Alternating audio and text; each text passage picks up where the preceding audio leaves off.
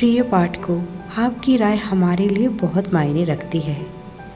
आप सभी ने जो अंत सुझाया उसके अनुरूप आप कहानी का अगला भाग देख चुके हैं। यह वह वास्तविक कहानी है जो मैंने लिखी थी। आप सभी के वोट के आधार पर इसे भी प्रस्तुत कर रही हूँ।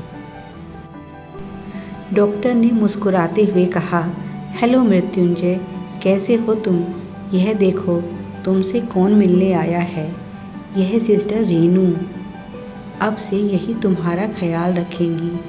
रेनू आगे बढ़ी और उसने मुस्कुराते हुए कहा, हेलो मृत्युंजय। जवाब में मृत्युंजय ने अपनी पलकें झपका दी। डॉक्टर ने रेनू को मृत्युंजय का सारा केस समझाया और फिर रेनू से कहा, गुड लक सिस्टर। मुझे यकीन है आपके बाकी पेशेंट की तरह मृत्युंजय भी जल्दी ही अच्छा हो जाएगा।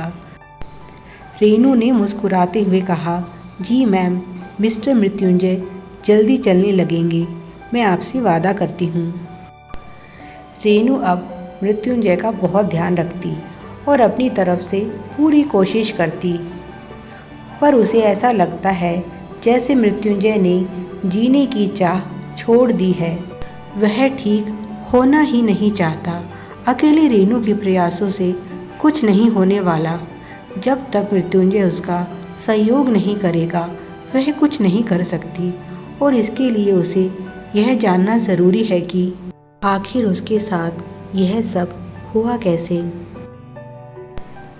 3 महीने गुजर गए पर उसे किसी तरह की सफलता नहीं मिली।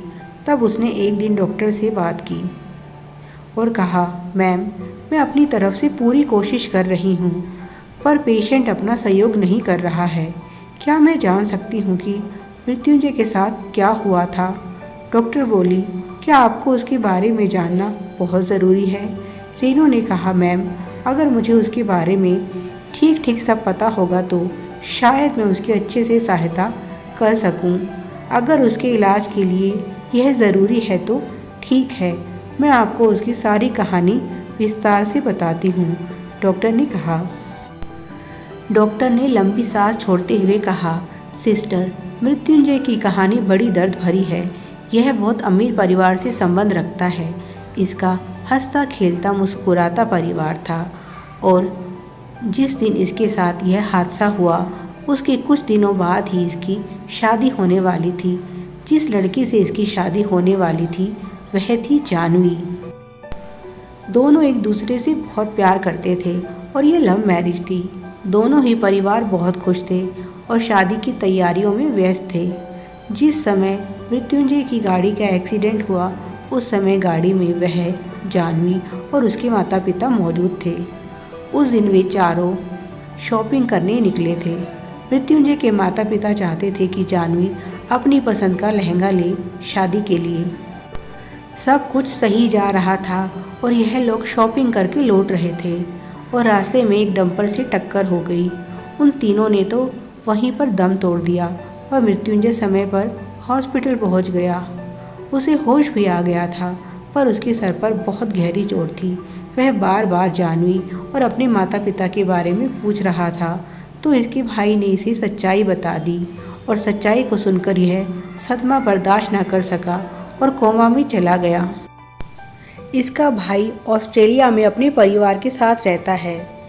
उसे बहुत दुख है अपने भाई की इस हालत पर वह चाहकर भी मृत्युंजय के लिए कुछ नहीं कर सकता, क्योंकि उसकी पत्नी मृत्युंजय को ऑस्ट्रेलिया ले नहीं जाना चाहती। अगर वह वहाँ जाता तो शायद इसे और अच्छा इलाज मिलता और यह जल्दी ठीक हो सकता था। पर इसका भाई इससे बहुत प्यार करता है और हर महीने उसका मैनेजर हॉस्पिटल आकर इसके इलाज के लिए पैसे जमा करवा कर जाता है। साथ ही साथ इसकी सेहत का ब्यौरा भी लेकर जाता है। मैम, इजाज़त हो तो एक सवाल पूछ सकती हूँ? डॉक्टर ने कहा। हाँ पूछो, रेनू बोली। जब इनके भाई इन्हें इतना प्यार करते हैं तो अपनी पत्नी को समझाते क्यों नहीं? वह भी तो इनकी भाभी हैं। क्या उनका कोई फ़र्ज़ नहीं बनता अपने देवर के प्रति, जो इस तरह से लावारिसों की तरह छोड़ रखा है? डॉक्टर बोली, तुम ठीक कह रही हो, पर इसके पीछे भी एक वजह है। वह मृत्युंजय की शादी अपनी चचेरी बहन से करवाना चाहती थी, पर इसने इनकार कर दिया। बस तभी से वह इससे नाराज़ रहने लगी। वह बचपन से बहुत ज़िद्दी रही है, उसे ना सुनने की आदत नहीं। उसे तो इसी बात का अफसोस है कि यह बच क्यों गया। रेनू बोली, यकीन नहीं होता दुनिया में कैसे कैसे लोग होते हैं। मैम, आप यह सब कुछ इतना विस्तार से कैसे जानती हैं? डॉक्टर ने बताया, मृत्युंजय की भाभी मेरी बेटी है। यह सुनकर तो रेनू को और भी हैरानी हुई। आपकी बेटी, और ऐसी सोच? हाँ, यही तो अफसोस है। इसीलिए मृत्युंजय को मैंने अपने अस्पताल में ही रखा है, क्योंकि जो देखभाल उसे यहाँ मिलेगी वह कहीं और नहीं मिल सकती। और हमारे भरोसे इसका भाई इसे यहाँ छोड़ गया, क्योंकि उसे हम पति पत्नी पर बहुत यकीन है। अपनों का साथ और प्यार मिलता तो यह जल्दी ठीक हो जाता, ऐसा मुझे लगता है। इसीलिए मैंने आपको इसकी देखभाल की जिम्मेदारी सौंपी है। मैं इनकी हालत बहुत अच्छे से समझती हूँ। जब आपका प्यार आपसे दूर हो जाता है तो कैसा लगता है। आप चिंता मत कीजिए मैम, यह जल्दी अच्छे हो जाएंगे। क्या आप मुझे इनके परिवार और जानवी की कुछ तस्वीरें दे सकती हैं? डॉक्टर बोली, इस समय तो मेरे पास कोई तस्वीर नहीं है, पर मैं इसके भाई को बोल देती हूँ, वह कुछ तस्वीरें भेज देगा। रेनू ने कहा, आपका बहुत बहुत शुक्रिया। और जब रेनू के पास सारी तस्वीरें आ गई तब उसने एक दिन मृत्युंजय को कुछ तस्वीरें दिखाई। तस्वीरें देखते ही मृत्युंजय की आंखों से आंसू बहने लगे। उसके दिल का दर्द निकल रहा था और आंसू बनकर बह रहा था। उसकी यह हालत देखकर रेनू की भी आंखों में आंसू आ गए। वह मृत्युंजय के दर्द को अच्छे से समझ रही थी। उसके साथ भी तो यही हुआ है। ना जाने उसका भरत कहाँ है और कैसा है।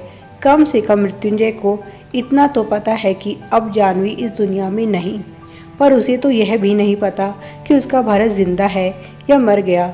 सच में प्यार में बहुत दर्द होता है।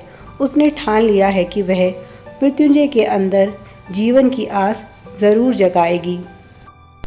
और अब रेनू मृत्युंजय से उसके परिवार, उसके दोस्तों और उसकी पिछली ज़िंदगी के बारे में बातें करती। मृत्युंजय भी उसके साथ खुलने लगा। उसे इन बातों से खुशी मिलती और दर्द भी होता, पर उसके पास अपनों की ये यादें ही तो बची थी। वह बहुत जल्द ठीक हो रहा था। इतना ही नहीं, उसे अब महसूस हो रहा था जैसे कि वह रेनू से प्यार करने लगा है।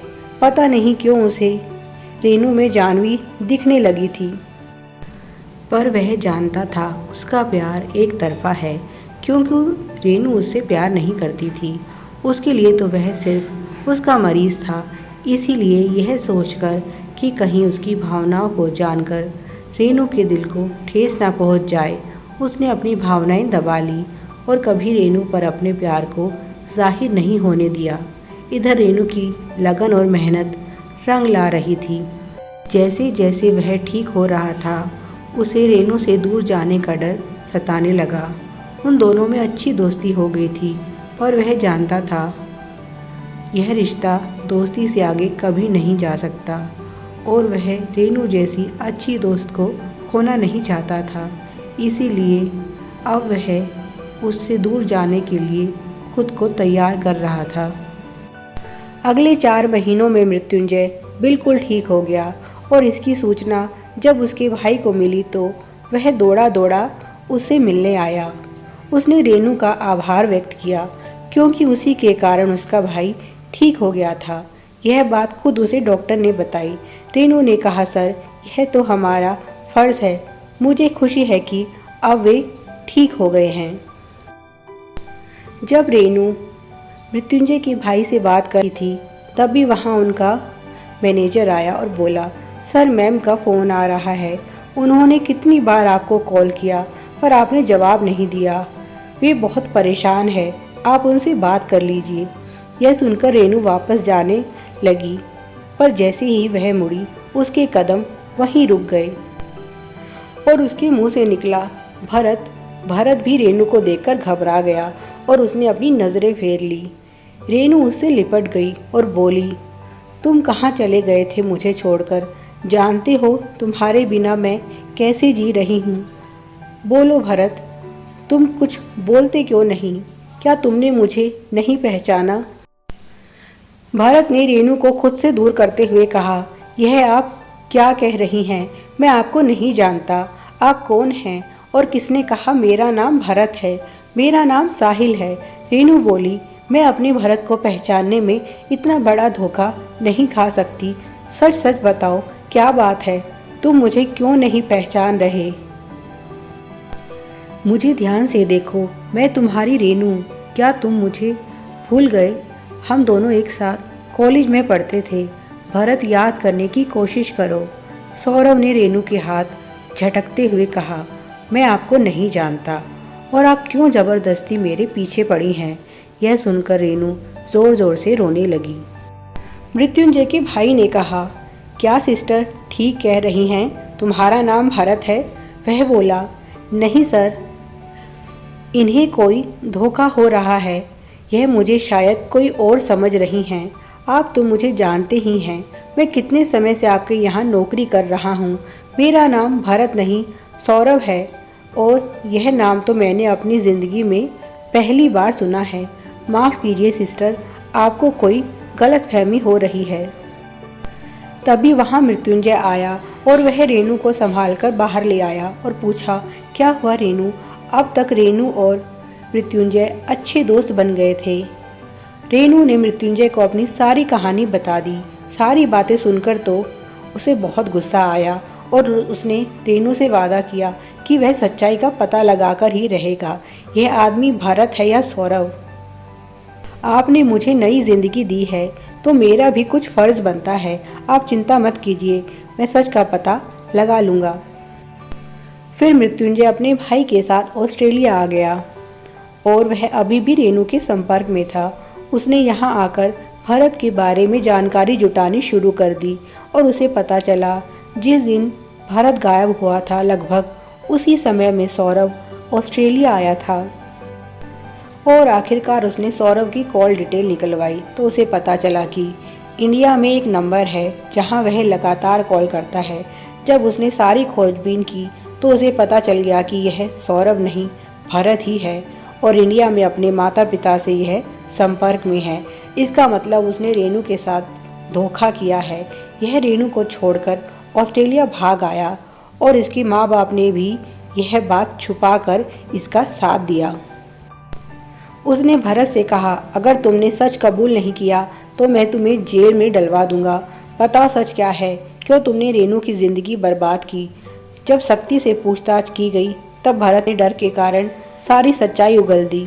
तब मृत्युंजय उसे इंडिया रेनू के पास लेकर आया और रेनू के सामने उसे खड़ा कर दिया और कहा, माफ़ी मांगो इस लड़की से जिसकी तुमने ज़िंदगी खराब कर दी और इसे सच बताओ क्योंकि यह तो आज भी तुम्हारे झूठे प्यार के धोखे में जी रही है। रेनू ने पूछा, बताओ भरत, तुमने ऐसा क्यों किया? तब उसने बताया, रेनू तुम अच्छे से जानती हो मैं शुरू से महत्वाकांक्षी रहा हूँ। मैं तुमसे प्यार नहीं करता था, मैं तो बस तुम्हें हासिल करना चाहता था। यह सुनकर रेनू ने एक ज़ोरदार थप्पड़ उसे मारा। उसने कहना जारी रखा, मैं देख रहा था कि कुछ दिनों से एक अधेड़ उम्र का व्यक्ति कॉलेज के गेट के सामने आकर खड़ा होता है और वह एकटक तुम्हें निहारता रहता है। वह व्यक्ति कोई और नहीं, तुम्हारा पति विश्वास था। मैंने विश्वास की आंखों में तुम्हारे लिए जुनून देख लिया था और एक दिन मैं उसके पास जा पहुंचा और मैंने उससे पूछा, क्या इरादा है मिस्टर? तुम रोज़ यहाँ क्यों खड़े होते हो और क्यों तुम उस लड़की को घूरते रहते हो? बताओ मुझे। यह सुनकर वह घबरा गया और बोला, यह बात किसी को मत बताना, मैं तुम्हें बहुत पैसे दूंगा। यह सुनकर तो मैं खुश हो गया और मैंने उससे पूछा, क्या बात है? तब उसने बताया कि वह तुम्हें बहुत पसंद करता है और तुमसे शादी करना चाहता है, पर वह अच्छी तरह से जानता है कि तुम उससे शादी कभी नहीं करोगी। फिर मैंने उससे पूछा, अगर मैं तुम्हारी शादी उससे करवा दूं तो मुझे क्या मिलेगा? यह सुनकर उसने मुझे कहा, जो भी तुम चाहो मैं तुम्हें वह सब दूंगा। और इस तरह से मेरी और विश्वास के बीच एक डील हो गई। उसी के तहत मैंने तुमसे संबंध बनाए जिससे तुम गर्भवती हो सको। मैं तो इस दिन की प्रतीक्षा ही कर रहा था, क्योंकि सब कुछ हमारे प्लान के हिसाब से जा रहा था। और जिस दिन तुमने मुझे यह बात बताई कि तुम माँ बनने वाली हो, मैं बहुत खुश हो गया। मैं अपने घर नहीं गया, मैं सीधा विश्वास के पास पहुंचा और उसे सारी बात बता दी। विश्वास ने मुझे पैसे और पासपोर्ट दिया और मैं खुशी खुशी वहां से अपने घर पहुंचा। अपने माता पिता को मैंने तुम्हारे बारे में बताया कि तुम एक अच्छी लड़की नहीं हो और किसी और का पाप मेरे गले मरने की कोशिश कर रही हो और मेरे पीछे पड़ी हो। इसीलिए मैं बाहर ऑस्ट्रेलिया जा रहा हूँ, जिससे तुमसे पीछा भी छूट जाएगा और मैं अपनी पढ़ाई भी कर सकूँगा।